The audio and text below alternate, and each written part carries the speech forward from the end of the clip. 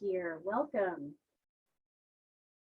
Welcome, everybody. I'm Jennifer Statham from the Indian Education for All unit at the Montana Office of Public Instruction. Welcome to our fourth Advocacy Award recipient webinar with Calli Rusche-Nicholson. I sure am excited to hear her tribal sovereignty presentation this evening. Just thank you so much for joining us. I'd like to do a land acknowledgement, and in the spirit of healing, I acknowledge and honor the original peoples of southwestern Montana, Helena, Montana area, the Salish, the Blackfeet, the Kootenai, and other tribal nations, Crow, Northern Cheyenne, Chippewa Cree, Nez Perce, Nakota, Dakota, Little Show, Assiniboine, Shoshone, and many indigenous people who call it home, past, present, and future. Just to let you know, we are all recording because these recordings are made available within a few days usually, so that you can revisit them. If you've already taken this live webinar for renewal units, you're not eligible for the renewal units for the recording. However, if you have to leave halfway through and come back and watch the rest of the recording, or you want to share the recording with your colleagues, please do so, and you can earn 2 renewal units for those. Please make sure to sign in the chat, and like I said, on the sign-in sheet if you are seeking renewal units. We are going to have a Menti this evening, so please watch for the Menti code. If you are not on a device where you can go to menti, menti.com, you can certainly answer the questions in chat, and I will be monitoring that throughout. So if you have any questions, please make sure to put them in chat, and I will do my best to make sure that Calli has access to those at the end of the presentation, and we'll hopefully get your questions answered. Also, you'll see a link for the resource folder. Hopefully you've been able to take a look at that. I am just adding on each time, so all of the resources are in one place for each of our advocacy webinar series. And finally, for the norms, our feedback survey will open up the last 10 minutes of the webinar. This is required for renewal units. However, if you're not seeking renewal units, please do fill out the feedback survey, as we take each of your responses to heart and have been just so overwhelmed with the thoughtful responses that you all are providing for both this webinar as well as the ethnobotany series. So thank you so much for that. That survey is only open for 24 hours, so please do make sure to get that completed right away, and then we have to close it. So about the award, if you are new to us this evening, Teresa Veltkamp was an elementary teacher who brought all of her passion for Indian education to her career as an Indian education specialist. Teresa was one of the first coordinators and developers of the Indian Education for All Best Practices Conference. It is humbling to have inherited the responsibility of this reward. One of Teresa's best friends and colleagues said of her recently, Teresa's approach to Indian education for all was a very personal one. She deeply recognized the importance of relationships as a foundation for her work. Her passion was reflected in her unwavering dedication to Indian education for all, both as a teacher and as an Indian education specialist. Teresa advocated for Indian education for all, not just as a legal obligation, but more importantly, a moral one. And as far as our presenter tonight, she is Calli Rusche-Nicholson. Calli is Fort Peck, Assiniboine, Nakota, and her family is from the Red Bottom and Wadopana Canoe Paddlers Band. Her children and husband are enrolled members of Fort Belknap, Grova, Whitefoot. She is a literacy and Indian Ed for All coach for Billings Public Schools, and she has been instrumental in directing 3 years of an Indian Education for All K-12 grant that has been increasing the sustainable creation of teacher leaders in every grade band. Feel free to let us know if you're from any of those cohorts in the chat. I'm sure Calli would love to know that you're here. Teachers in her program build their background knowledge in Indian education for all and develop curriculum that is shared district-wide.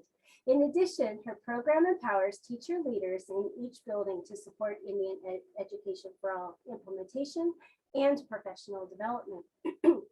Calli is one hard worker. During the many uncertainties of the pandemic, she was temporarily, quite suddenly, assigned online teaching duties in late 2020. I called her to see how we could continue making the grant work under the new circumstances. As with every single interaction I have ever had with Calli, she answered with her genuinely cheerful demeanor and positive can-do attitude. She already had a remote plan in place for her grant professional development activities. When I expressed concern about how many teachers she would be able to recruit into her program, under the circumstances, she had already exceeded her enrollment expectations. It is this initiative, determination, and the most cheerful tenacity that makes her a true leader and one so deserving of this award. Calli has single-handedly impacted the entire Billings Public School District. Thank you, Calli. You are a true inspiration, and you absolutely embody the spirit of this award. Teresa would be proud to know you as I am. Thank you, Jennifer. I really appreciate the introduction. I find this very humbling to join you all today. And I thank you for this opportunity. I also want to thank you for the hard work that goes into organizing these webinars, not only the Advocacy Award webinars, but the ethnobotany and all the different, the ones about our essential understandings. It takes a lot of work, and a lot of times it seems like a very simple task, but it's so incredibly valuable. I know as I was preparing for today, I was constantly going back and looking to see what resources were there and what was available. So I really appreciate this opportunity. And I'm very, very humbled to be here, to be with you. And I think that the introduction that you gave was a little too generous, but I'm very grateful and appreciate it. And I also want to start by thanking all of you for joining us today. And I'll talk about that just in a few minutes here, but just to, again, let you know who I am. My name is Calli Rusche-Nicholson. Chaje mitawa akmaju kumungawia.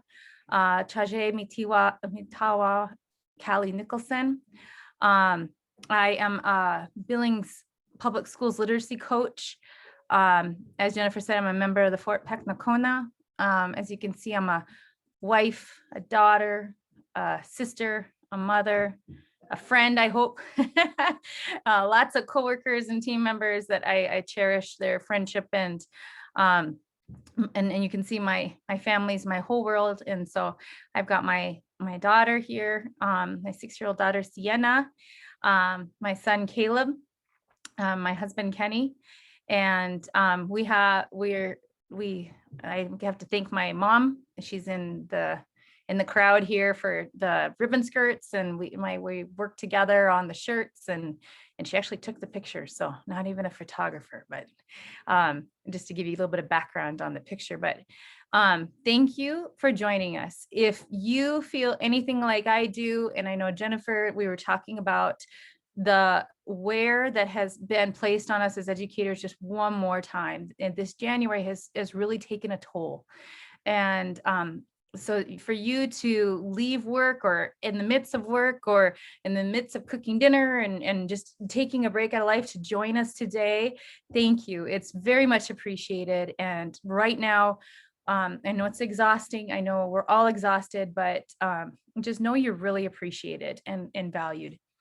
Another big thank you. I need to really point out and share the recognition with this IFA leadership team. So Jennifer and Mike and all the hardworking individuals at the OPI Indian Education Department have given us such great opportunity year after year with the grants. And the OPI Indian Education for All grants, the names have changed over the years a little bit, I believe, has given us an opportunity to apply for how we could best use this in our district.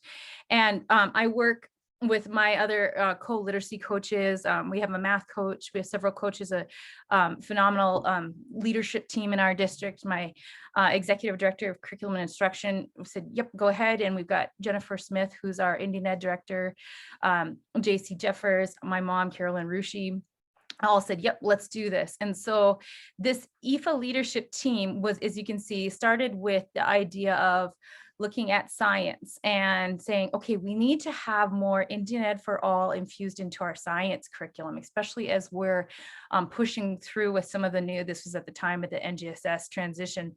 And so with that, our team has just continually grown and built and become such a beautiful empowerment of teachers, because I truly believe that our greatest asset is our teachers.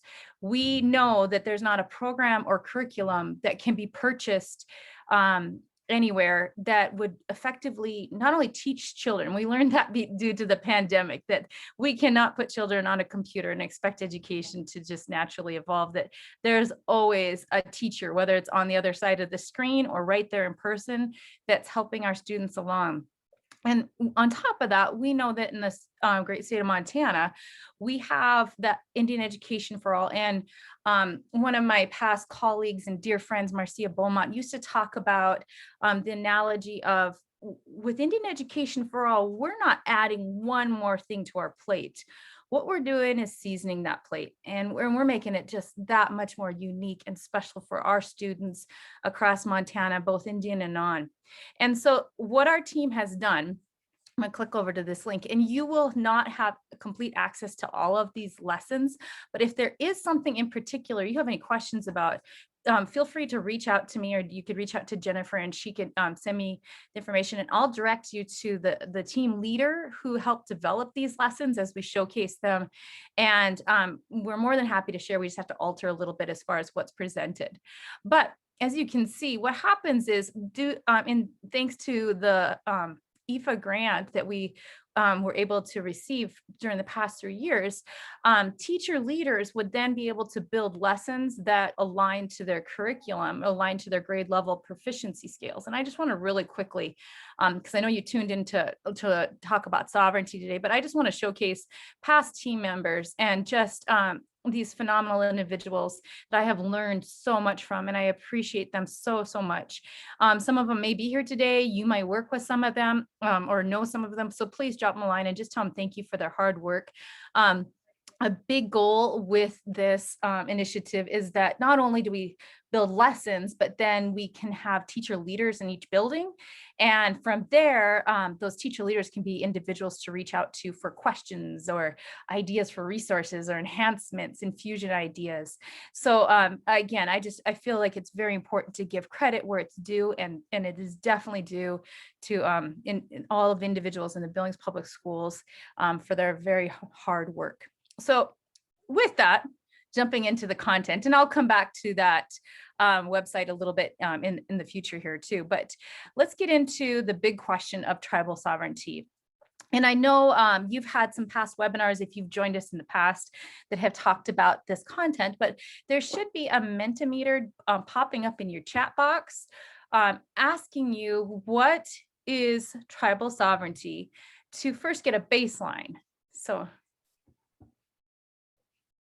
okay, so what you're going to do is, if you have a device that you are able to stay on the Zoom and go to a new page, you'll type in menti.com, and you will use the code 77917144, and this information is in the chat as well.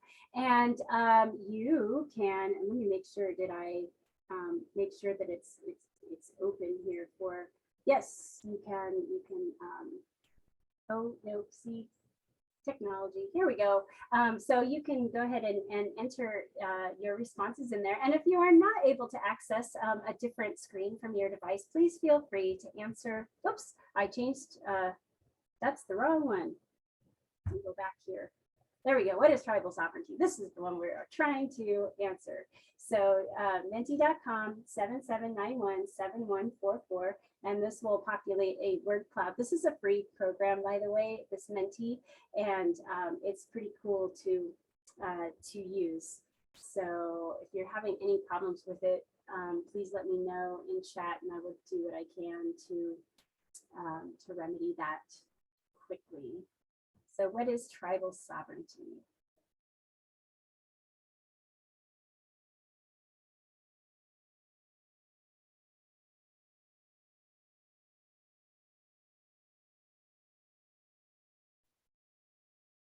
Oh, I love that that's the first one that came up.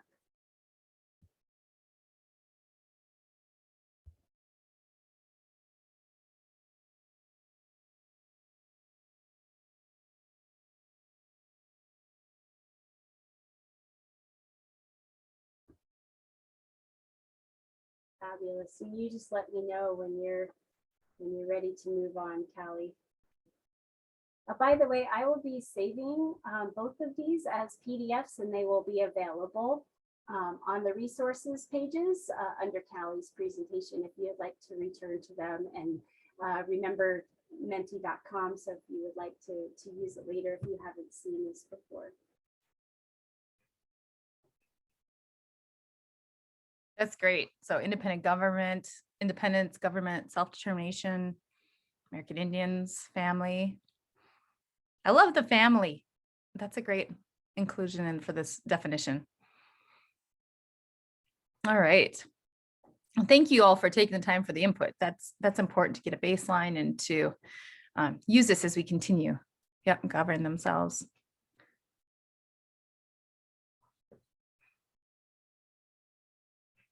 All right. Thanks, Jennifer. Again, thank you all. That's important piece is to have a baseline to continue to move forward. And we'll dig into that definition much more in depth as we continue. So thinking about tribal sovereignty, thinking about why it is important to understand. Well, one of the reasons why it is very important to understand is if we don't have that baseline in our metacognition about tribal sovereignty and the rights for tribes to govern themselves and why they have that right, it can in fact contribute to stereotypes, damaging comments, a lack of advocacy, negative mindsets. And to go a little bit more in depth into this, let me explain. Years ago, I was dabbling between going into elementary education or secondary with high school. And I giggle because it was at the time, I was like, oh yeah, that's where I'm going is elementary. But with, I did an internship in high school. And at the time, Indian Education for All wasn't fully funded. It was just on the baseline or on the brink of the funding. And obviously that happened when I was 12 years old because I'm extremely young, right? But thinking about that idea of tribal sovereignty, I did a mascot lesson in this particular class with my internship, with my junior field practicum. And the high school students had a very difficult time wrapping their mind around why the mascot issue would be an issue when they had all sorts of different stories about, well, Indians get free gas. Well, they can run to the res if there's any legal problems. Well, they have all this free money that comes their way. And so what started as a mascot issue quickly turned to just talking about tribal sovereignty and trying to build that background knowledge with a junior level class. And so those damaging comments can be a big problem, but even more so that lack of advocacy, where these are individuals who are going to go out into the world and become our leaders, and they're going to advocate for human rights again years ago. And so recently I've been, had the privilege of going into some different classrooms, even with our intermediate grades, 4th and 5th grade. And it has changed so much in that time set since we have been funded as a state,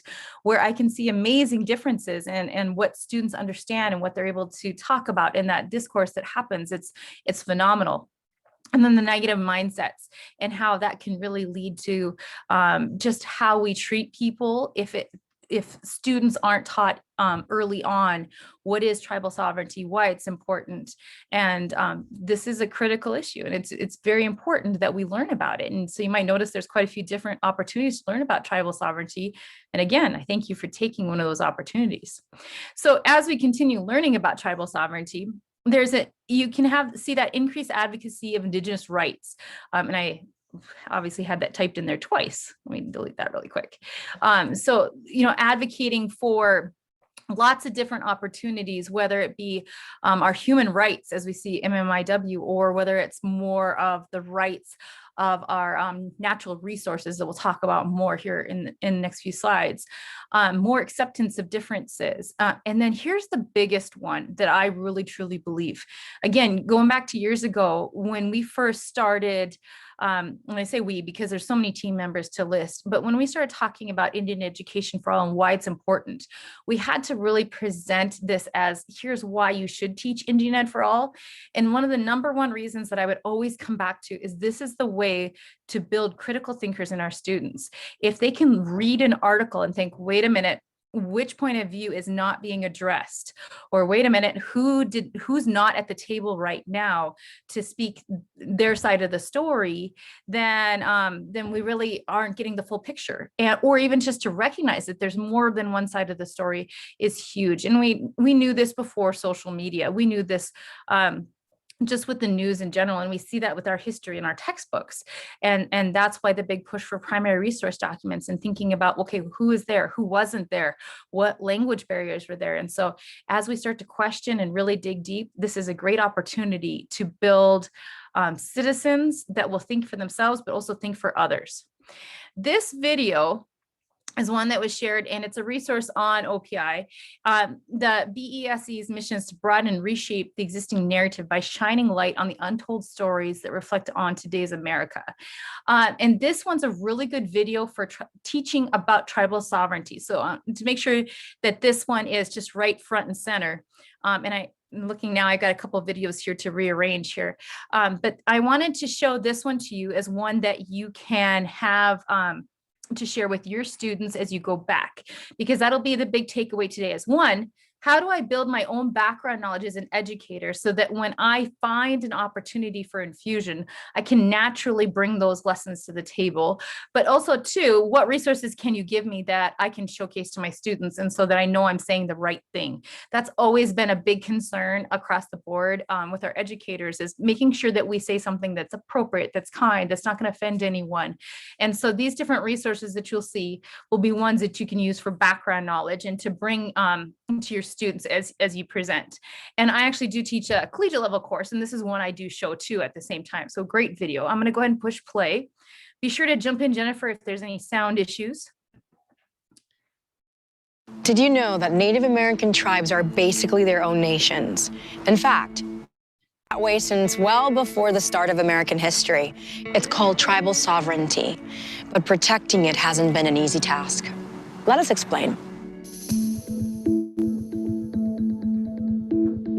There are currently 573 federally recognized Native tribes in the U.S., and every one of them has the right to govern themselves and their lands.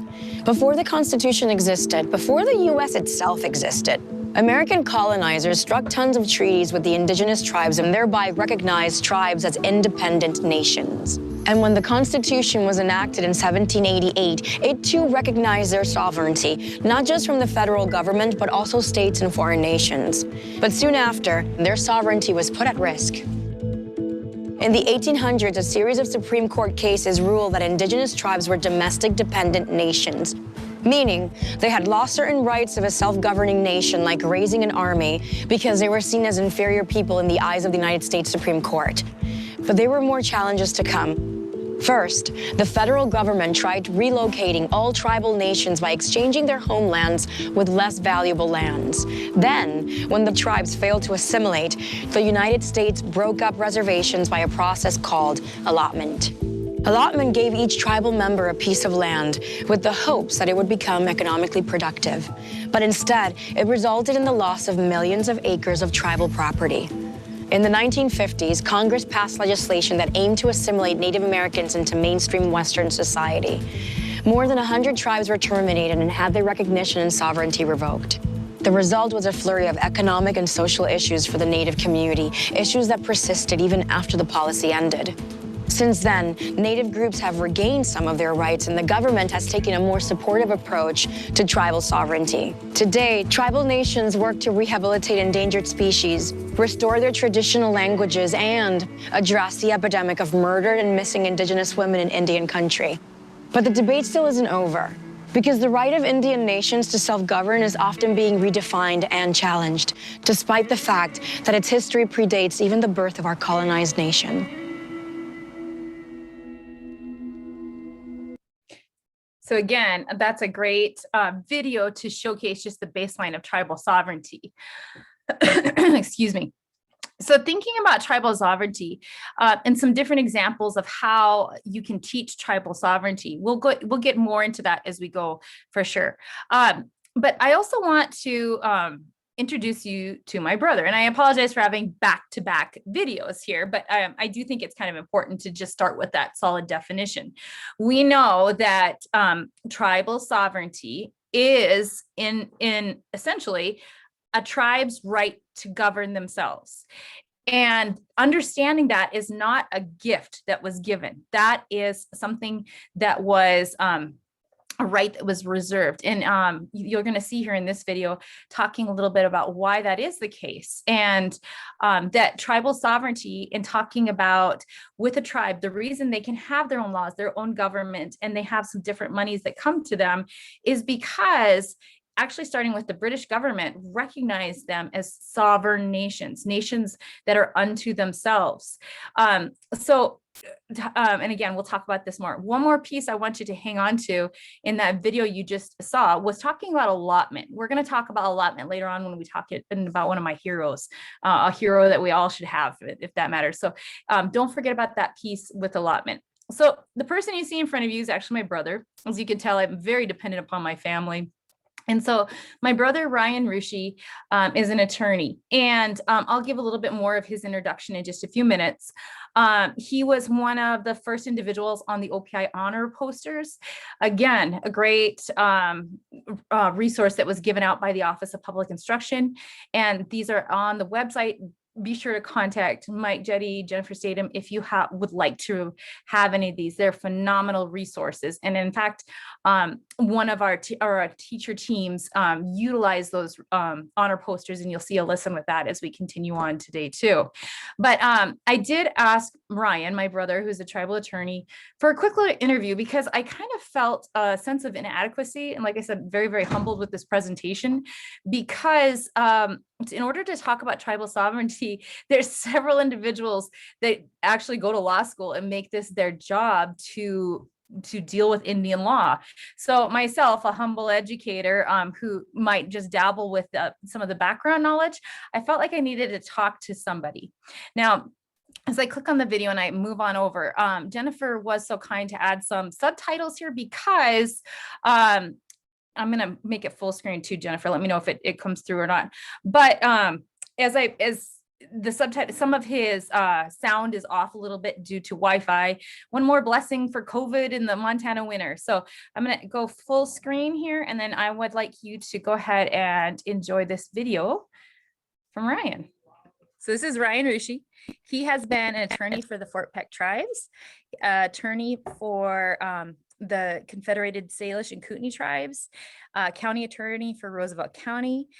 Currently, he is a partner with the Sinoski law firm. In addition to those job roles, he has served on several advisory councils for the state of Montana and also served as a past chair for the Human Rights Commission. In addition to all those things, he's also my brother. Thank you so much for taking the time to make this quick little interview for our teachers across the state of Montana. Our first question for our tribal attorney, and talking to an expert, is what is tribal sovereignty? Well, Calli, thank you. So the sovereign status of Indian tribes was first recognized by the British Crown long before the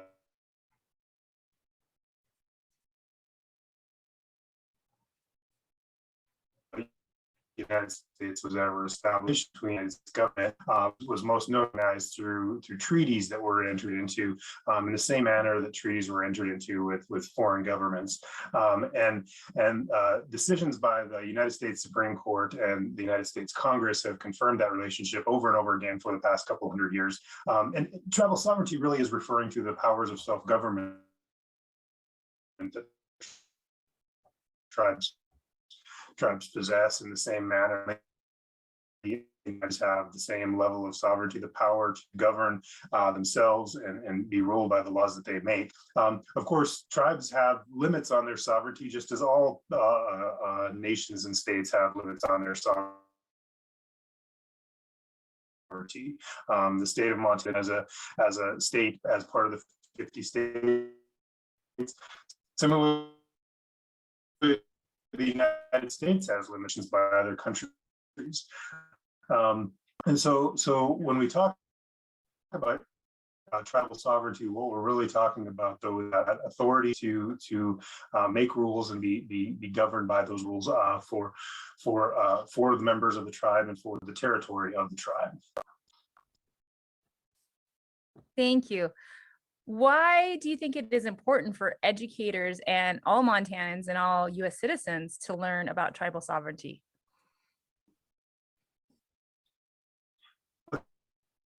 That's a really good question. I think what's really important is first and foremost to recognize that Native Americans, American Indians still exist as a people today.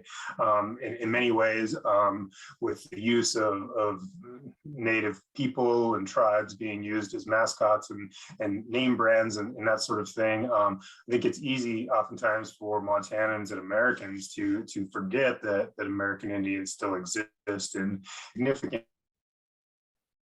and oppressive conditions that tribal people have suffered over the past centuries.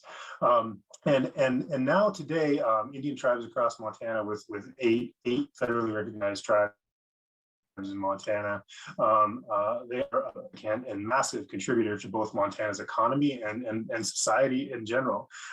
Tribal governments in Montana infuse billions of dollars into the state's economy, and many communities without sovereignty wouldn't exist across some of these Indian tribes are some of the most critical and basic social and human services across the state.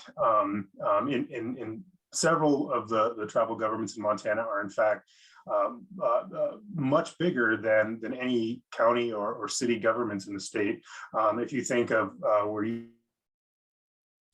you're at in the Billings School District, the city are probably the biggest city and county population-wise in the state of Montana, yet their governments, even combined, are much smaller than, for example, the size of the government in Kootenai on the Flathead Reservation. And so I think it's very important for all Montanans to recognize that component that exists within our society in Montana. That's very interesting. What current and historical tribal topics would you suggest that educators research and build their background knowledge on in order to teach about tribal sovereignty? Maybe not all of them, but just a few. Well, I think the one that's really interesting today, with everything that's going on at the state and federal issues that is right now is in the arena of resource management and the activities that Indian tribes are engaged in trying to protect particularly natural resources that are out there that so much has been done to the detriment of dams on rivers, alteration of natural ecosystems, the extirpation and eradication of native species, like they're significantly impacted over time, and the amazing work that's going on by tribes all across Montana and in fact all across the country. It is an exercise in self-governance and tribal sovereignty because tribes are protecting the homeland that they secured through treaties and other agreements with the United States. As well as protecting because things like wildlife don't necessarily follow geopolitical boundaries like people do. The work that's happening in the natural resource space is beneficial and important, and I think great to learn about from regardless of where you stand politically relative to things like climate change and access to public lands, hunting on private property rights, the work and exercise of tribal sovereignty in the natural resource space that Indian tribes is having on you. And I think it's important for you to know that that's happening. Well, thank you so much for your time. We appreciate your knowledge that you're willing to share with us today. You bet. So thinking about the words of an attorney, some big takeaways there that hopefully you had the opportunity to grasp. And thank you for persevering through the video too. But something to keep in mind, the tribal governments in Montana are actually bigger than any local government. So when you think about the size, we have our federal government, the size of our federal government, obviously the size of our state government. And then the next biggest government is actually the Confederated Salish Kootenai tribes, or Salish Kootenai Confederated tribes. So, and then Fort Peck is along those lines too, as being one of the largest tribal governments as far as annual budget, the amount of people it serves, and then different provisions that are provided. That's like a phenomenal aha for me that I just learned in talking with my brother. And every time I get a chance to actually pick his brain about work, which again, when we get together, that's not always something to talk about, I learned something new about tribal sovereignty.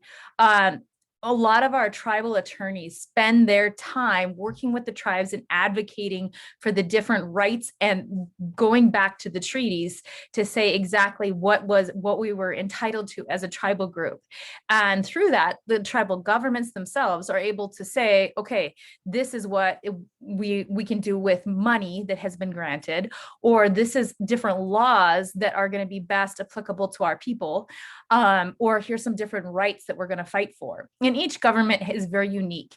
It could be unique as far as what they call their tribal government leaders. Some could be president, some could be chief, some could be just heads of the tribe, and then just the different roles that are available, the different branches of the government, their determination of what laws really are based on the people around them and a lot of the family that helps push. And sometimes, just like with any politics, that can be a hindrance, but it's also designed to really truly meet the needs of the people. And it's a beautiful recognition of how our tribal governments are different and unique to themselves, where we have that, where some governments might call it nepotism, but with our tribal governments, it's truly the case of family, like somebody pointed out in the Mentimeter. And it's a sense of opportunity for us to truly represent the people and grow.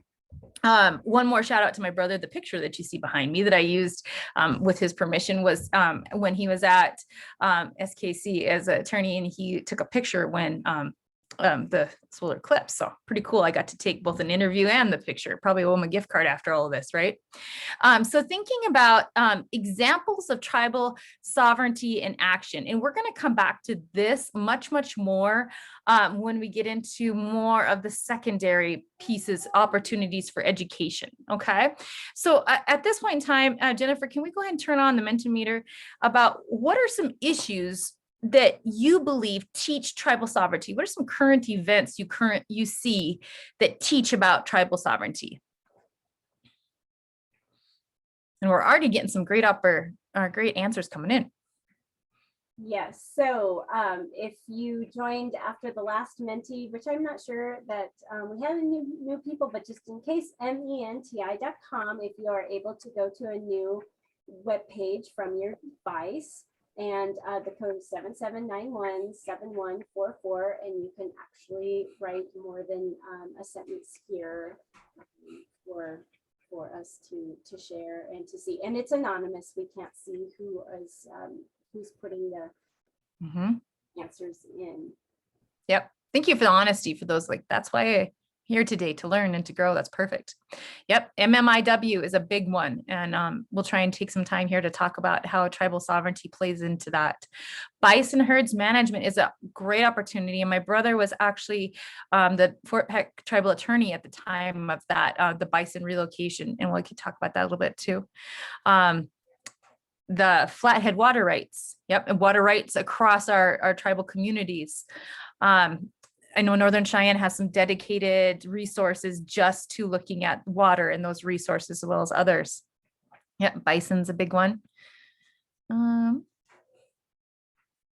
Natural resources.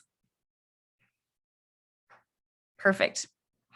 And then if you recognize that the transition where we now have 8 federally recognized tribal groups in Montana, our Little Shell, that's a perfect example of tribal sovereignty and that advocacy that has come from having tribal attorneys that are fighting and trying to embed different laws into action to try and make different pieces happen for our tribal governments. Keystone Pipeline is a great example of tribal sovereignty in that discussion that was happening. Yes. I apologize. The scrolling is a new feature, and apparently I have to hold my mouse over the different columns in order for you to advance. Which is I think this is perfect, Jennifer. I think this is good. We got most of the responses we'll get. So we'll go ahead and jump back to the slides if that's okay. Thank you so much. So looking back, let me get back to sharing. Here we go. So examples of tribal sovereignty in action. So the bison restoration, to give kind of a brief overview, there is a lesson farther down that I'll showcase too. So when the Yellowstone bison were relocated initially to the Fort Peck Reservation, and again, I want to disclose one more time that I am not an attorney, I'm an educator, so there's always an opportunity that I might have some misinformation. So feel free to correct me if you see any opportunities for growth or learning. I appreciate those. But as the Yellowstone bison were relocated, the Fort Peck Reservation and in conjunction other tribes too, really made a movement to relocate the bison, the genetically pure bison of Yellowstone National Park, to Fort Peck, with the idea that we would have our genetically pure, our true ancestor bison on our reservation. That had to take some legal action. At the time, luckily, we had a state government that worked pretty well with tribal governments, so that helped.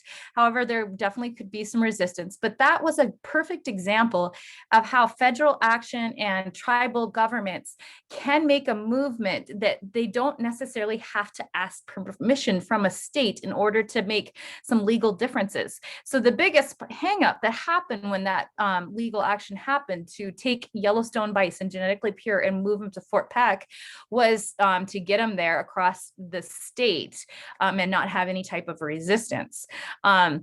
That was a great example. And there's a lot of science that goes into that lesson as well about why is it they wanted genetically pure bison? What does that mean?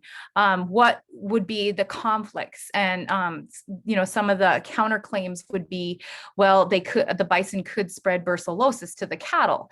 Well, so as a tribal attorney, you obviously would do lots and lots of research, and they would brought in some different fish and game resources. And they talked about there has not been a documented case of brucellosis from bison to cattle in documented history. There has been from elk to cattle. And so that was very interesting, and you can see it can be very controversial. Land buyback, we'll talk more about that as we get in again to one of my heroes, one of your heroes, and that idea of allotment. And so why is it that different lands were taken away, and how to get those back to the tribal governments, and why they're trying to buy back land? What's the purpose of that? Water rights is huge. Ryan mentioned the natural resources, and Bill Stockton, as you watch his webinar, he does an amazing job talking about the natural resources that are available and looking at the different viewpoints of the tribal government as opposed to state government, and just the different stands they take when looking at things like the global warming. And the same would be true with water rights. And again, so anytime that there's a big movement, they'll take those different tribal initiatives and try and embed them into big bills. And you can see a lot of movement that happens that way. Usually the federal government doesn't make isolated tribal decisions. And so that it's the big stimulus bills that had some different, if our tribal attorneys at different tribes are successful, that's where they embedded some different pieces into the stimulus bills that had come about with COVID. And we saw some different tribal actions that were happening, similar to like the little shell recognition. The ability for tribes to do business that's best for their communities. So this makes me think of my husband's tribe, and they have a business that has just grown and done so many good things for their tribe, Island Mountain. And it could be some different discussions about this business, but because of them growing and being able to do things on their own local community, they've been able to go out and spread their business down to Billings and pick up some urban employees too. And so that's a great example of doing business is best for the community. And again, the tribal laws.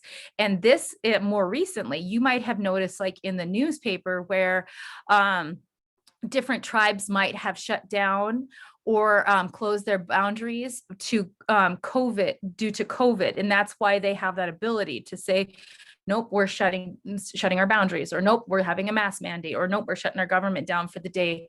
And that's because of the tribal government allows for them to do those things. So let's get into talking about teaching about tribal sovereignty, because that's why you're here today. Again, building background knowledge, and then also just teaching, like, how do I bring that into my own grade level? How do I teach this to my students? Because that's important. So kindergarten to third grades, you can see my beautiful daughter there. And I was able to get her picture to entertain you while I talk. So this grade level band, first off, is critical to the education about tribal sovereignty. You might not have a standalone tribal sovereignty lesson or a current topics in Indian country lesson in kinder through third grade grades. Again, the proofreading, I was so concerned with some of my spelling that, so I missed some of the typos. I apologize. Although you might not have a specific lesson that addresses tribal sovereignty, your work is fundamental. And you remember my story that I started with about my junior field and working with juniors and seniors in high school that didn't have at all of an understanding about the laws on tribal government, understanding why it was that certain lands were reserved for tribal members. This is where that foundation is built. So because of the hard work that you do with the first three essential understandings, with talking about unique tribal groups, talking about unique tribal members and how we're all different, talking about land that's reserved, all of those pieces that happens in these younger grades is foundational. Much less like as a literacy coach, learning to read. Your foundation in these early grades makes the deep learning that happens in the older grades possible. And I don't mean to say that the deep learning that happens here isn't deep learning. It's just this is critical. Whenever you take the time to teach about cultural differences, to teach about building background knowledge, to teach about our reservations, our the names of our tribes, this is the important work, and it's a critical work, and we really truly appreciate that time. In addition, some lessons that you could do. My mom, Carolyn's veteran kindergarten teacher, and so she made sure to point out some different things that we can utilize in these early grades. Talking about people's rights and people's personal property is a critical component that will later build into tribal sovereignty, to understand like what belongs to me and why it does belong to me, or why it does belong. And then you start to get that foundation of government. Again, we're not teaching in isolation tribal sovereignty here, but that really truly helps so that when we get them in 4th and 5th grade, middle school, high school, we can get into the tough topics, talking about why is it MMIW is such an issue. I have to point out this these Violet Duncan books, especially this book, I Am Native. Her link is here too, and we could add that to the resources. I forgot to add that one. I'll be sure to do that. But this one is a great example. This text goes back and forth, showing the individuality, and this helps students to understand not only traditional assimilated, but also just individuals and how we're still here. And again, that seems very, very simple, but it's so critical. I love this book where they will showcase, for example, about a girl, one of her daughters is a ballet dancer, and then the next page will be her daughter is a jingle dress dancer, and just talking about, I am Native, I dance ballet, I am Native, I jingle dress dance. It's a fabulous book, and she has some others there. One of our team members utilized that book as a PAX lesson. So that's a fabulous one to have too. This one is Rod Gatula. I believe he's a administrator in the Billings Public Schools. And so I'm going to show this lesson to you. This is giving the baseline so that when we get them into 4th grade, we can start talking about things like blood quantum. So this text, this lesson, they read through double, not half. And it's a great opportunity, this text itself, and I think I'm going to say it incorrectly, that his children are part Crow, and then they are descendants of another ethnic group. And so they have a different lesson of just going through and they write. But the nice thing about double, not half, is they talk about that. You don't have to say, oh, I'm half Crow and I'm half Filipino. It's I'm double. I get to be both. It's a great mindset shift for all of us.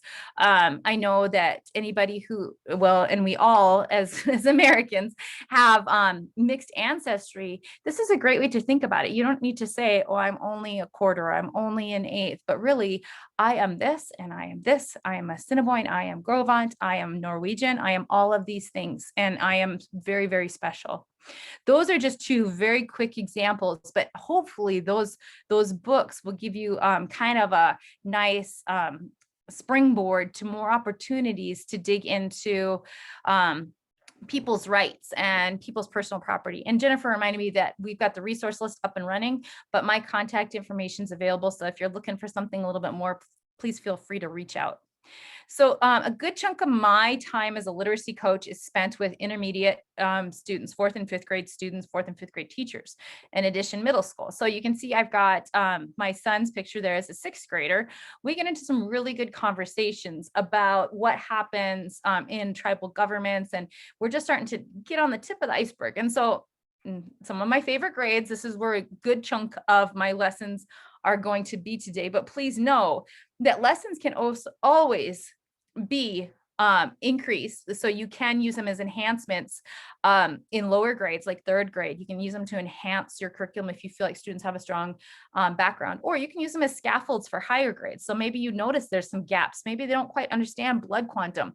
Then you could utilize this resource. So blood quantum is one that is a great foundational piece talking about tribal sovereignty. This book has been in the Billings Public Schools for years, less than half, more than whole. You could see that would pair perfectly with the double, not half book. But talking about tribal membership, and this one can even get into math. So this text I use very, very often in 4th grade, especially teaching fractions. When I taught about fractions, and we would talk about the tribal membership. And luckily I have some different, and this one is a link to the powwows.com, wondering why, oops, it's going to give me some ads here, why it's hard to meet tribal membership requirements. Each tribe has their own foundation for how they determine who are tribal members and who are not. In Montana, it tends to be a quarter blood quantum. In other tribes, it could be less. It could also be based on descendancy. If you just can prove a descendant, you're somehow a descendant of a tribal member. It can also be if you're related to a chief. Those could also be the case. And although blood quantum seems very cut and dry, there's some couple things to keep in mind. Blood quantum was originally designed by the federal government. So keep in mind, the first to recognize tribal sovereignty, as Ryan pointed out, was the British government. They said tribes are unique governments themselves, and that immediately declared tribal sovereignty were different governments. And then after the American government was founded, then we had this recognition that governments were different. But a big push from the tribal governments when helping to establish tribal governments was to push for a quarter blood quantum. And to be very, very blunt, the purpose of that was to breed the Indian out of us, where hopefully somebody would marry a non-native, and then they would marry a non-native, and then you're down to less than a quarter in 3 generations or 4 generations, and we wouldn't have the Indian problem anymore. And keep in mind, the tribal or the federal government for years, and this has been a recent shift in mindset, has really thought of Indians as a problem, similar to bison and similar to mosquitoes. And that seems very, very abrasive and difficult to comprehend, but that has been the case. And so that's where the idea of blood quantum came about. And again, it seems to not be an issue, but it really truly can be. And this is a great learning piece. So when you think about blood quantum, even myself and my husband, where I am Fort Peck Nakona and my husband is Fort Belknap Grovant. Luckily, Fort Belknap recognizes the Fort Peck Nakona. So our children were able to take some of the blood that I brought to the table, if you will, and look at their own tribal membership. But if they ever, even though they are well above the blood quantum, if they marry outside of their tribe, their children will not be recognized tribal members. And when you think about all the different resources that are available to federally enrolled members, it becomes very disjointed and changed once you start looking at members that are less than a quarter or not truly enrolled members. Just like double, not half. I've always been raised that if you're Nakona, you're Nakona. If you've been adopted, you're family. And I know my husband's family speaks the same way. If you're family, you're family. But when we look at the different legal entitlements for our tribal members, that really comes into play. So tribal membership is a very big one to look at. The next resource, outside resource, Newsella is one, and I don't tend to refer to outside resources. We try to stick with core resources. Is so much is just thinking about Newsella is one that has done a really good job. They provide primary resource documents. They provide resources that tend to bring the other perspective to the table. And so this is one resource that if you click on this, I come to this one quite a bit. And they have ones, the pro version, and then they have the free version. So that's one I just wanted to put a very quick piece in about Newsella if you're looking for additional resources. Once children really have an understanding of tribal background, of the different tribal members in Montana, of the different reservations, of the tribal groups, then you can start to dabble with that idea of a reservation is one that has been reserved for that tribal government. And in many, many cases, most cases, almost all cases, it was actually reduced. In some places that we've got some concrete stories like up around the Zortman Landusky mine, where the land was later taken away and said, nope, we need it for a gold mine.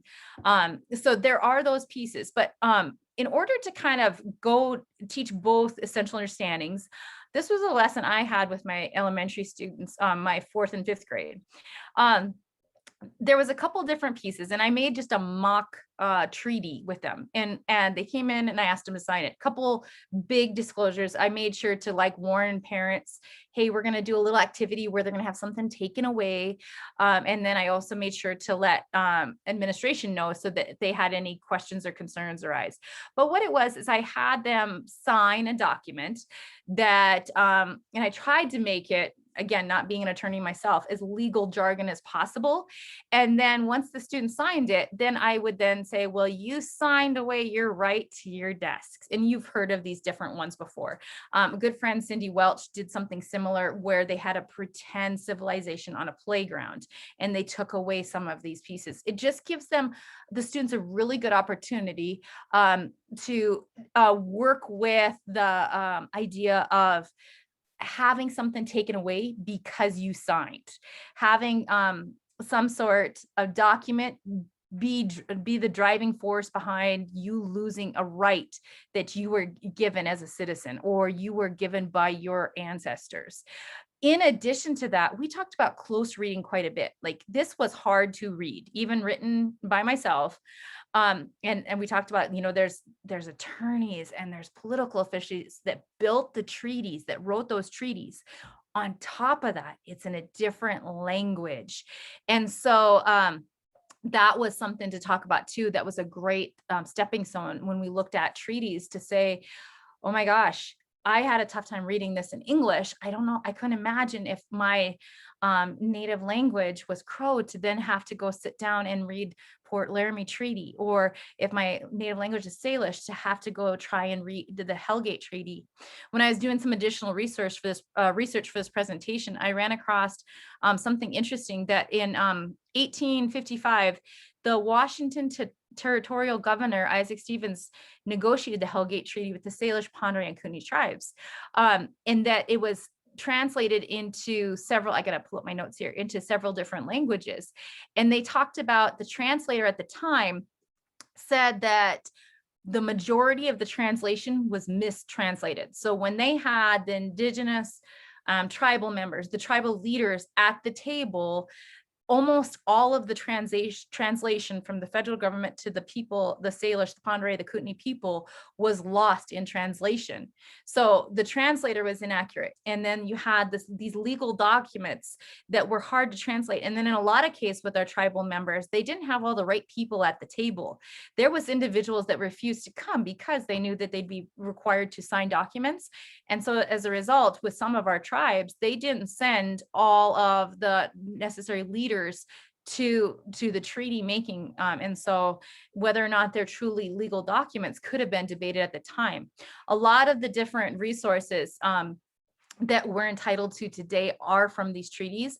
And I know that thinking back of my early learning from Julie Kajun and Mike Jetty, Everett Fox, they had some different lessons where you would sit down and do a jigsaw with the Hellgate Treaty. And you can do something similar like with the articles and all the treaties and just talk about how difficult it is to read those.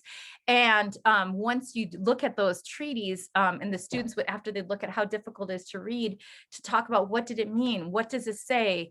What is this entitling our tribal members to? Those are phenomenal lessons. So the next part, I had a really good time reading through these pieces. And this is the Resilience of Montana Indian Women. This is a resource from the Montana Office of Public Instruction. And I've gone to this document over and over and over again as it was published. And every time I come to this document, I learn something new and I'm just inspired. And so I wanted to draw your attention to this document. So once you click on it, it'll download. But as I was reading through this, I really thought about one of our lessons that you'll see in a bit, our teacher leaders, they interviewed Cinnamon Killsfirst, Cinnamon Spear, and she talked about that as in Native people, as Indigenous people, we tend to lead from the back, especially as women, as mothers, as sisters, as daughters. We're in the back and we're pushing and guiding those to the front that should be in the front and trying to enhance skills and leadership where it needs to be. So it's a lot of times when we think about these living wax museums or these research essays, women aren't always brought to the front, or the woman that tends to be brought to the front the most is probably Sacagawea Sacagawea. And rightfully so, as a leader during that time period. There is some debate over what her role was at that time, and she is somebody that definitely needs to be brought to the table. But by limiting the amount of women, Indian women, that we have with our research, with our wax museum, whatever grade level that might be in, it could be Night of the Notables, we actually do build that stigma and that stereotype and even that sexism that happens if we don't showcase our women leaders. So I did want to highlight a few. It started off with me just going to my hero, Eloise Cabell, our hero, our amazing woman. But then as I really started digging through the documents and my mom brought this first lady to my attention, I thought, I need to spend some more time with this because as educators, we don't always have the time. Keeping in mind the amount of research that's needed for a student depends on the age. It's okay to hand a student this one page and say, use this page, close read this page and pull the information you need to make a 4th grade essay or a 5th grade essay. And then as they get older, you can hand them a couple pages or you can hand them a couple websites. Don't feel like that you have to turn a child loose on the internet, because we know as educators how difficult it is to research the World Wide Web and find accurate, authentic information about our Indigenous peoples. I'm always telling our teacher leaders that please don't go searching outside of Montana unless you know it's a super accurate website, like I mentioned, the Newsella, or our tribal specific, because really in Montana, you're some of the most highly trained educators on our Indigenous peoples that you can find. A lot of the different things that we find on Pinterest, teacher pay teacher, can be very, very skewed and inaccurate. And so just knowing that it's okay for you to say, this is a safe document. I want you to read this one. And so Frida Augusta Beasley, and I hope I'm saying all the names right, she was a member of the Assiniboine, so Nakota, tribes of Fort Peck. She was the vice president of the National Congress of American Indians. And it was, you could see it was held in 1958. And just to kind of soak in the time frames, when I looked at these pictures and went, whoa, 1958 or 1970, whatever the time period was. And her role was, at the time, Flathead Reservation, there was some tribes slated to be terminated. And Frida recognized that termination would increase poverty. And she worked to improve the conditions on reservations and lobbied to stop termination of our tribal governments. And I've heard this stigma, this uneducated viewpoint quite often, that we should just get rid of reservations. And so this is a great opportunity, if you ever hear that, of an individual who fought against that. And why? Because our tribal governments, like Ryan said, are some of the biggest governments in the state. And so that would be one, impossible, and two, it could lead into poverty increase and not having our improved conditions that we have, and governments building upon themselves and businesses. She also worked for women's equality and civil rights. So again, women leading from the back, phenomenal. And as I was researching this and talking through these different women with my husband, I was kind of getting a little teary-eyed and feeling the guilt of, gosh, I didn't introduce these individuals to my students. But what I'm so grateful is I have that time today to make sure that we have the time to talk. You might have heard of a lot of indigenous comments, native comics, in out in the world today. And so if you have students that are looking at comedy or wanting to research comedy, Minnie Two Shoes, again, would be somebody to look at. And she often used her humor and rapper-like wit. I thought that was an interesting word choice to expose really serious matters. So like at that time period, when she was writing, she was pulled over by a cop and was accused of drunk driving. And she turned that into a comedy situation when writing and saying, you know, not only was she not drunk driving, but she was racially profiled at the time and was pulled over. She reflected on her 25 career as journalists. We are a very special people and we're very serious responsibility, but that doesn't mean we can't have fun along the way. And she did. And so she did a lot of different journal entries and news information, really bringing to light some of the inequalities and racial profiling and racism at the time. So Minnie Two Shoes would be somebody definitely to look at for your research essays.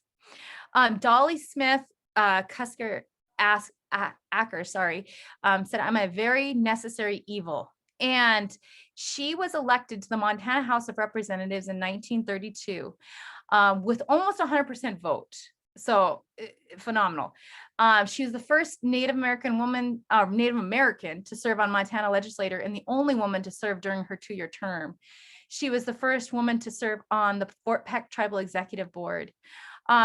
And talking about all her different roles, she was not a woman's liberation advocate because she refused to acknowledge women's limits. She was somebody that was assertive, self-reliant. She believed tribes should be, and she achieved many notable accomplishments in her lifetime. And she had many, many conflicts and criticisms. And again, soak up that year of 1932 and what she would have been going through at that time period to be a woman in that role, and the things she might have had to face as a woman, as an Indigenous woman. So a phenomenal individual. So if you remember, I asked you to put that allotment into your background, into the backside of your mind after that first video, and that we're going to come back to it. The one big takeaway, if there's one thing you can take away today, please go research Eloise Cobell. I tell my collegiate level students, and I don't think they always get it because I realize that maybe this movie's too old for them, but if you've ever watched Erin Brockovich, she's more than our Erin Brockovich in Montana.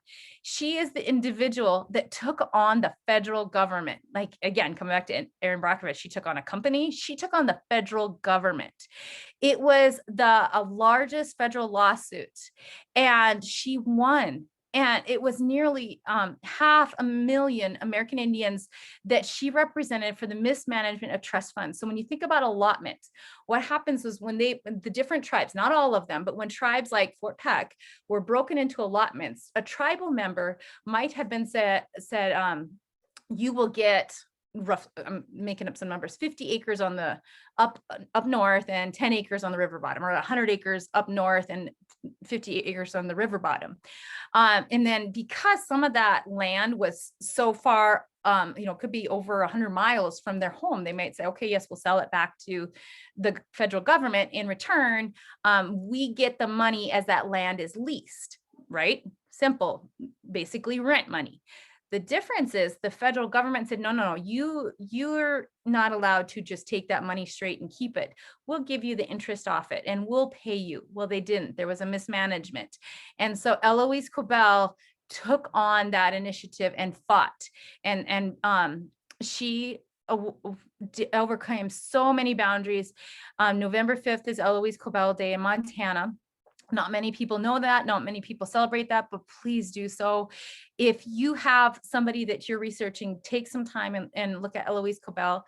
I have a quick video because something else is, she is, let's see if I can click on it. Here we go. Presidential Medal of Freedom Award winner. Turk Cobell, accepting on behalf of his mother, Eloise C. Cobell, Yellowbird Woman.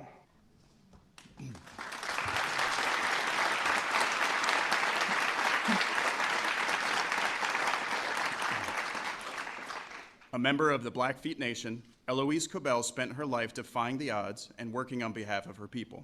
As a young woman, she was told that she wasn't capable of understanding accounting, so she mastered the field and used her expertise to champion a lawsuit whose historic settlement has helped restore tribal homelands to her beloved Blackfeet Nation and many other tribes. Today, her tenacious and unwavering spirit lives on in the thousands of people and hundreds of tribes for whom she fought, and in all those she taught to believe that it is never too late to right the wrongs of the past and help shape a better future.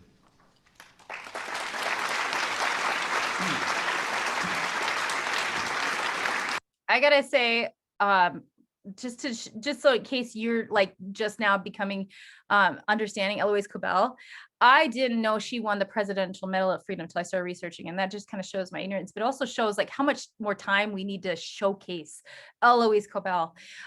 This was years ago when her settlement passed, and she was able, we saw this money distributed to the tribes as it should have been. And from there, they were able to decide how the money came back. So some tribes gave out what was called a per capita payment, and per capita payments. If you ever hear that comment about per capita, there's lots of different per capitas. In this case, the per capita, which is a head count, came because of the people who in the tribe, they said, here's the money that you're entitled to due to this legal settlement.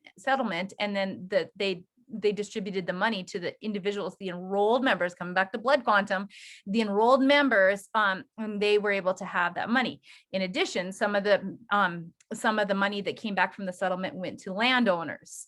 And in addition to that, some of the money went back to the tribes and they used it for land buyback. Lots of different layers to the legal settlement, and it was a big piece. There's this whole document on 100 years of Eloise Cobell. It's phenomenal. And it was a $3.4 billion settlement in her favor. In addition to that, she won a Genius Award that I want to say roughly was around $300,000. She gave that back to the individual. She said, this needs to go back into the pot and distribute to the people. So again, like really sitting down and looking into Eloise Cobell. Every time I do, I find something that's just amazing about this woman, and the fact that she's not like plastered across our state and schools aren't named after her is something that we need to change. And I know we can, because even like thinking about Joseph Medicine Crow is now the name, Medicine Crow is the name of a middle school in Billings. So just keep that in mind, that we have a hero in our state and we need to keep her at the forefront of any research project, wax museum, any of those pieces. Thinking about our leaders. So historical women, we also have many, many present day leaders that helps us when we think about sovereignty as unique, because the things that our leaders have done has really led into, oops, why is it doing that to me? I gotta click on it, I guess, has led, is a good example of sovereignty in action. I think I gotta move, sorry. This is virtual teaching problems. Right. So this was a lesson that was built by our teachers, PACS is a behavior, I don't want to say an initiative, but it's peace, productivity, health, happiness to kind of layer on top of your behavior initiatives. But this talks about what happened. Our counselor and some of our other teachers, leaders looked at Go Dance by Cinnamon Spears, Cinnamon Kills First. And this kindergarten through third grade teachers, a great book talking about individuality that will eventually lead into sovereignty. That would be one to read. And then we interviewed Cinnamon and had a great video talking about being a PACS leader. A lot of those videos we have to keep within Billings because of the contracts that we signed at the time.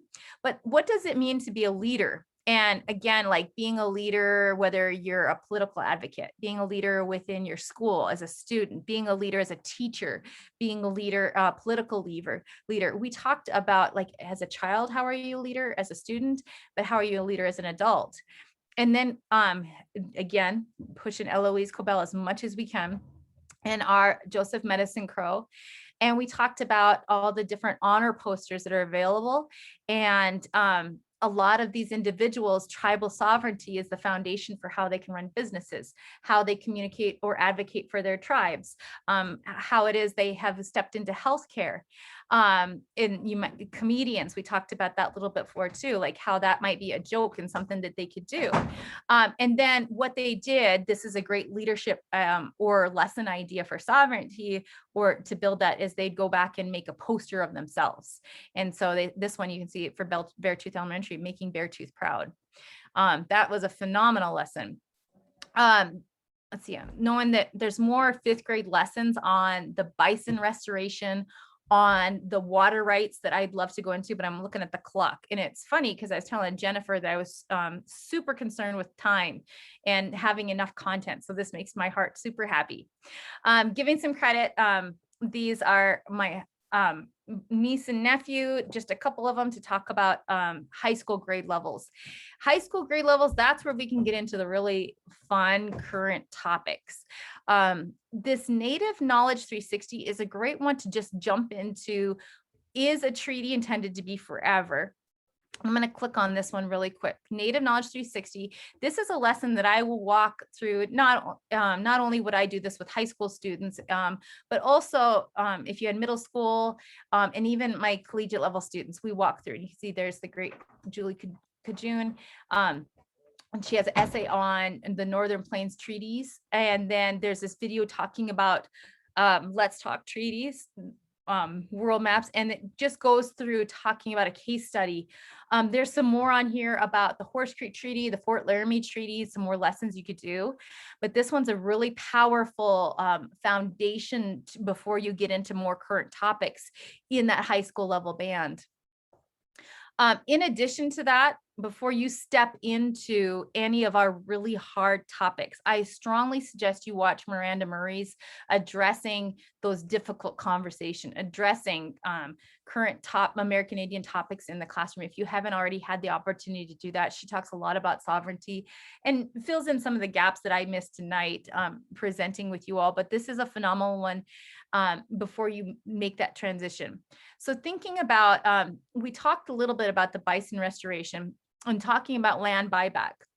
So as tribes are out and looking at the different revenue that they might have, or different money they've had from treaties or lawsuits even, they are looking to purchase back a lot of their land. And that's not across the board. And one of the biggest cautions I always give teachers is not to have your speak be something that's generic, not to speak globally. So thinking like this might be unique just to this tribe or just to this tribe. Some of our tribes are trying to purchase back land because land, we know, natural resource, isn't just for us, it's for generations to come.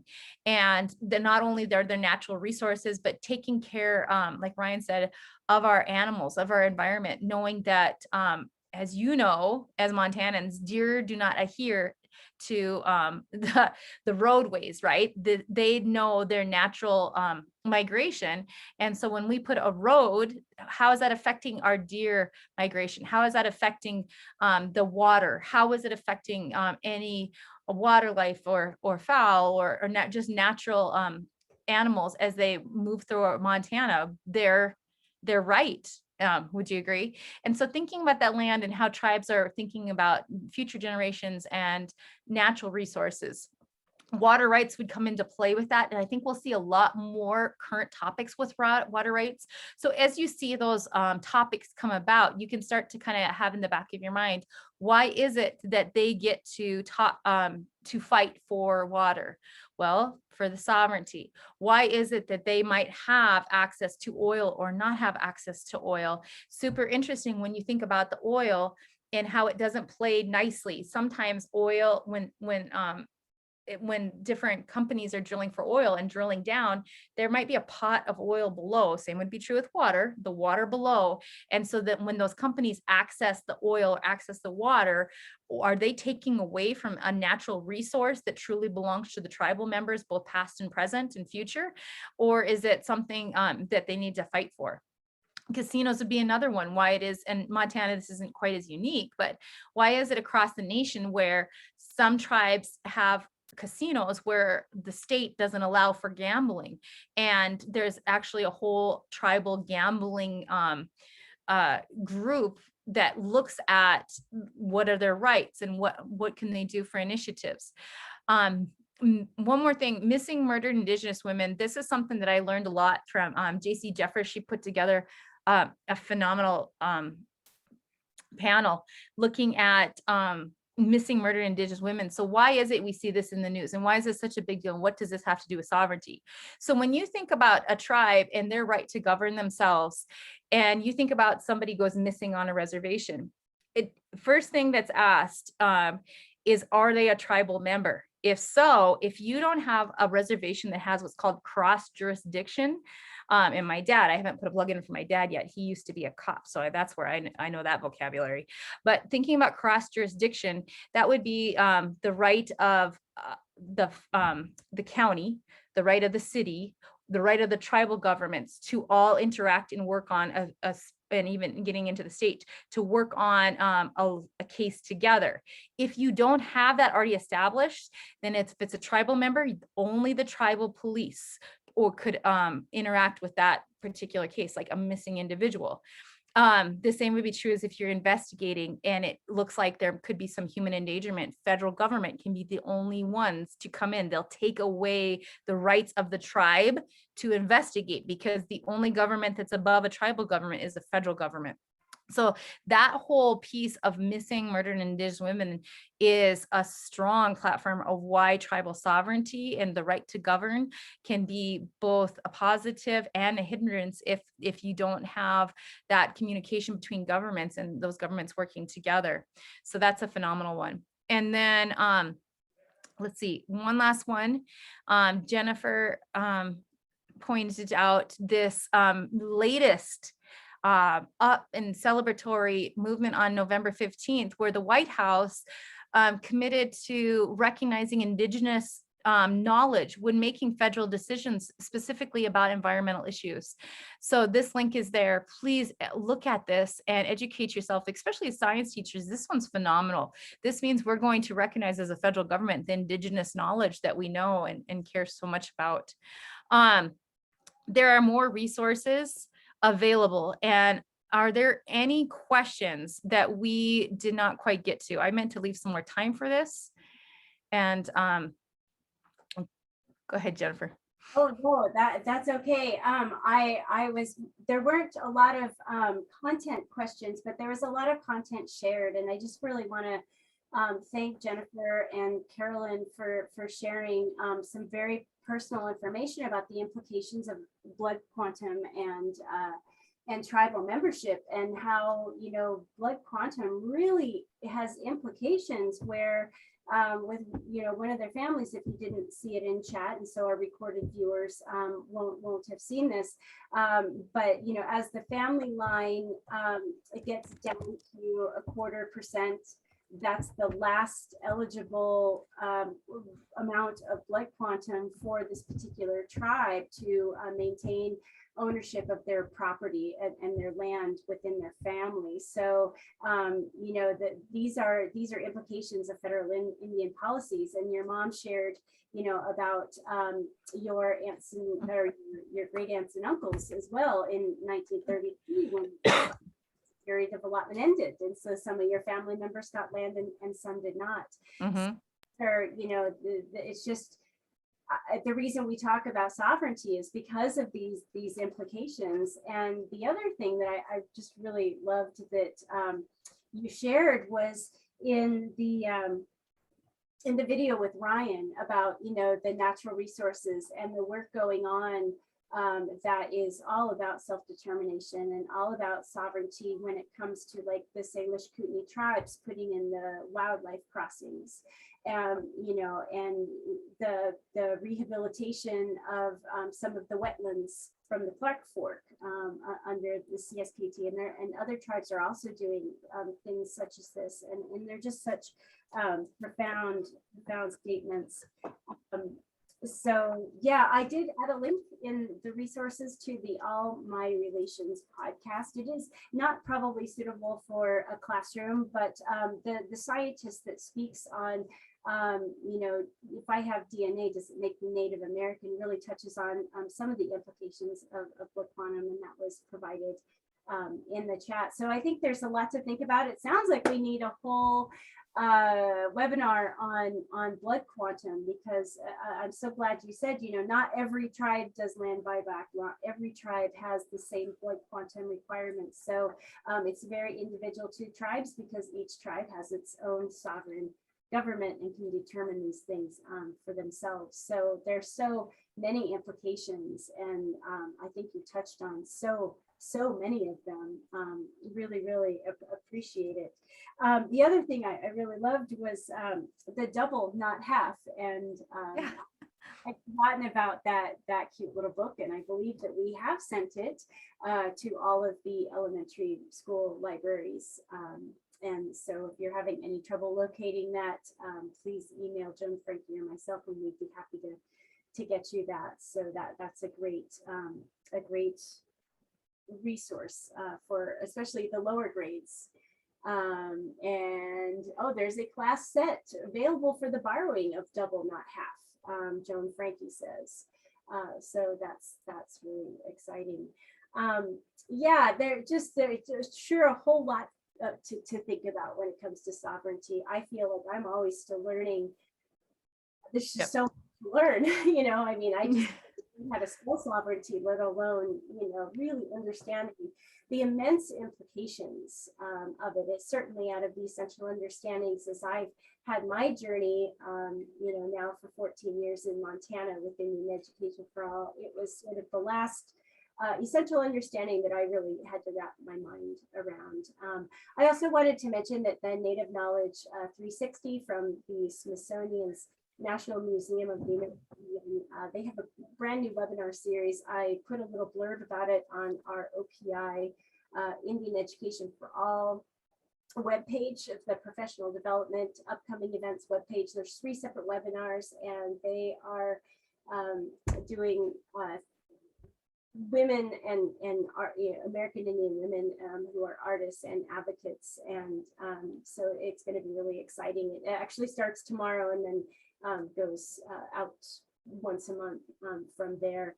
I do have a note in the chat that Rod Gotchula also does presentations, since he is right here in Montana, regarding his book. So thank you for that, Jennifer. And I really love that we're really forming a community here where, in the chat, people are really sharing some very, very important personal information. And I really think that that's the way we're going to grow. That's the way forward, is to get to know each other and really get to know these stories. So thank you so much. Oh, thank you. If you haven't seen it already, there's Joan Frankie's email. There's also the resource link. That resource link is also on your reminder letter. All of the resources that Calli talked about tonight are already added, except for Cinnamon Spear. I will make sure to add her poster link as well as the book. But otherwise, they are all there, as well as Calli's email address. So I know that she's just incredibly, sorry, I lost my train of thought there. Can we send a link? So that's through the National Museum of the American Indian, and the link is on our website. So I don't have the registration link directly for that. So thank you everyone so much. Thank you, Calli. That Oh, was thank you. Yes. what a lot to think about. And Yeah. I really appreciate you and your enthusiasm and your passion for helping us understand this very complex topic. Pinamaya. Thank you to Jennifer Smith for adding in comments too. We appreciate it. Yep. Thank you. It's so valuable. So with that, please everyone stay safe, stay healthy, stay sane. And Calli, thank you so much. Next month, we have the Montana Teacher of the Year for 2022, Bill Stockton. Oh, tune in. Yep.